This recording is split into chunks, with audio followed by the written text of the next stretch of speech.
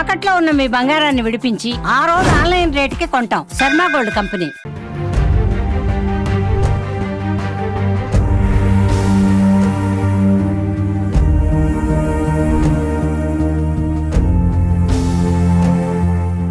నా పేరు తిరుమలేష్.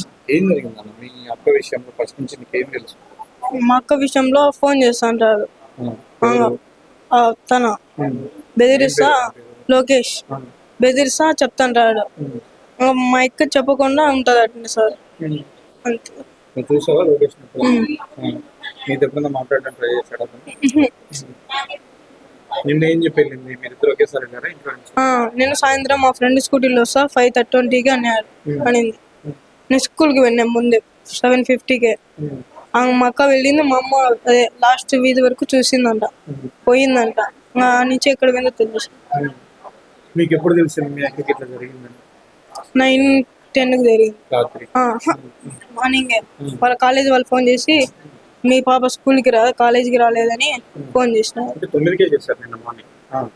మా నాన్న మా అమ్మకు 10కి చేసినాడంట. మా అమ్మ మా ఊరి నుంచి వచ్చేదలికి టైం 11 అయింది.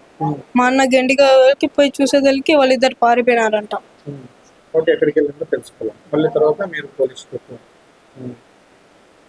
వాడు ఎలాంటి వాడు? లోకేష్ వాడు వేస్ట్ ఫెల్.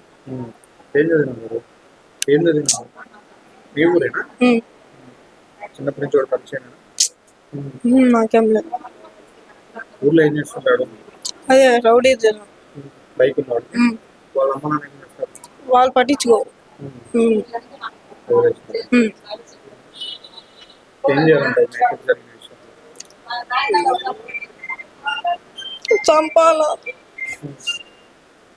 తనతో పాటు కలిసి పెరిగిన అమ్మాయి తన అక్క మరణాన్ని జీర్ణించుకోలేకపోతున్నాడు తమ్ముడు. తను కూడా కన్నీటి పర్యంతం అవుతూ ఉన్నాడు. ఒక జులై ఎదవ చేసిన పనికి తన అక్కను బలి తీసుకున్నారు. నిన్న ఇద్దరము కలిసే బయటికి వెళ్ళాము. నేను స్కూల్కి వెళ్ళాను, మా అక్క కాలేజీకి వెళ్ళింది. వీధి చివరి వరకు కూడా మా అమ్మ చూసింది, కాలేజీ వైపే వెళ్ళింది. తర్వాత తను వచ్చి మా అక్కను తీసుకెళ్ళాడు, ఇట్లా గండికోటకు తీసుకెళ్ళి ఈ విధంగా చంపేసిన సంఘటన. అంటే 9:30కే కాలేజీ నుంచి ఫోన్ చేశారు, మీ అమ్మాయి కాలేజీకి రాలేదని. అప్పటి నుంచి కూడా వీళ్ళన్న వెతకడం మొదలుపెట్టాడు. అయితే అప్పటికే వాళ్ళు ఎక్కడున్నారో కూడా గుర్తించిన పరిస్థితి. నిన్న వాళ్ళ నాన్న పనికి వెళ్ళిపోయాడు. వాళ్ళ అమ్మ డ్వాక్రా డబ్బులు కట్టడం కోసం వాళ్ళ సొంతూరు ఎర్రగుంట్ల మండలంలో ఉండేటువంటి వాళ్ళ విలేజ్కు వెళ్ళింది. ఎవరు కూడా నిన్న అంటే వెంటనే స్పందించడానికి ఎవరు అందుబాటులో లేరు. తీరా వీళ్ళందరూ స్పందించి వెతికే లోపలే అక్కడ దారుణ సంఘటన జరిగింది. ఇక చివరికి పోలీసులకు ఫిర్యాదు చేసిన నేపథ్యంలో ఈ దారుణం అంతా కూడా వెలుగు చూసిన పరిస్థితి కనిపిస్తుంది. ఇంట్లో ఉన్నటువంటి అందరూ బంధువులు కూడా వచ్చారు. ఆ అమ్మాయి ఫోటోలను చూసుకుంటూ వాళ్ళు పాత జ్ఞాపకాలను నెమరు వేసుకుంటూ కన్నీరు మున్నీరు అవుతున్నారు. ఇంత అల్లారు ముద్దుగా పెంచుకున్నటువంటి ఈ బంగారు తల్లిని ఒక నీచుడు చిదిమేసిన సంఘటన కూడా వాళ్ళందరూ జీర్ణించుకోలేకపోతున్నారు.